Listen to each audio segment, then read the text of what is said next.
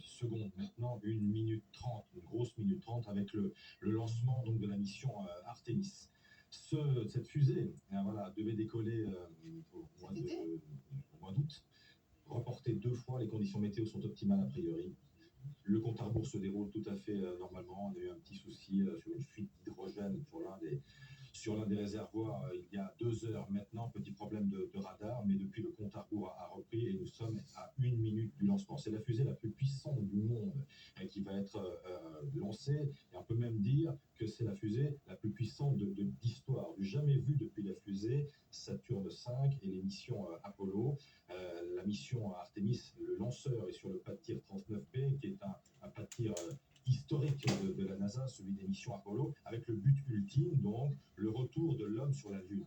Ce qu'il faut dire, Adeline, c'est qu'une mission inhabitée. Il n'y a personne à bord. C'est un lanceur qui doit propulser une capsule, la capsule Orion, avec l'idée, là encore, c'est une idée de long terme, d'établir une base pour effectuer des voyages sur Mars, une base sur la Lune. Orion va contourner la Lune à moins d'une centaine de kilomètres d'altitude dans un premier temps, puis va utiliser, sans y atterrir, et va utiliser la force gravitationnelle de la Lune pour revenir ensuite sur Terre.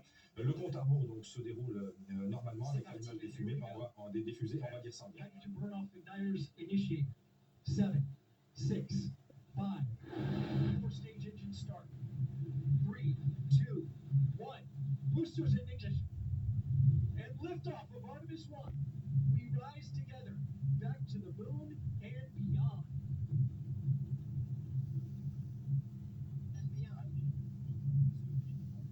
C'est Mars, c'est extraordinaire. 98 mètres de haut pour ce lanceur, un tout petit peu moins grand que Saturne V. Et vous avez vu donc l'allumage des 2 accélérateurs, des boosters à poudre, qui délivrent une puissance au décollage de 15%, d'ailleurs 15% supérieure à la puissance développée par Saturne V. Ensuite, il y a 4 moteurs à hydrogène et à oxygène liquide qui vont se mettre en marche pour effectuer donc, ce voyage vers la Lune, avec à terme donc la mise en orbite d'Orion. Il y a 100 000 personnes en ce moment à Cap Canaveral pour admirer ce spectacle auquel vous assistez en direct sur BFM TV, notamment sur les plages environnantes. Il y a Thomas Pesquet aussi qui est là-bas pour vivre ce moment, parce que l'homme qui retourne vers la Lune, c'est forcément une page d'histoire, une page de l'histoire de la Terre et de la Lune. Orion, c'est un véhicule spatial qui sera à terme habité.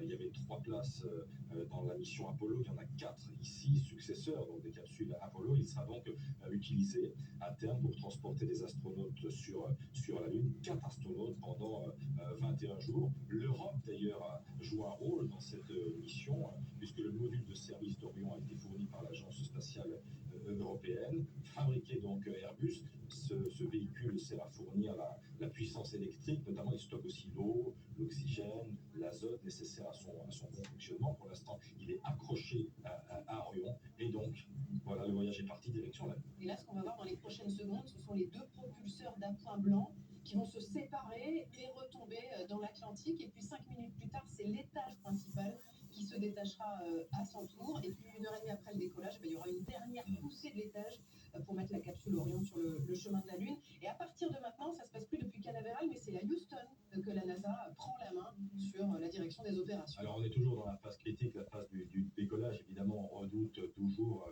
l'explosion. Tout le monde a en mémoire ce qui s'était passé pour Challenger, mais de toute évidence, ça se passe bien. Voilà, dissociation des 2 boosters. Et ce sont donc désormais les 4 moteurs à hydrogène et à oxygène liquide qui prennent le relais en direction de la Lune. Mais rien que de dire ça, évidemment, ça fait fantasmer. 50 ans après la première mission lunaire, c'était au mois de juillet 1969. Ça fait du bien, non? Ah oui, ça fait du bien. Voilà. Bon voyage vers la Lune. La mission va durer 25 jours et demi. Amérissage dans l'océan Pacifique le 11 décembre, si tout se passe bien. Et nous, on atterrit avec Mathieu Croissando. C'est Marine Le Pen qui est là.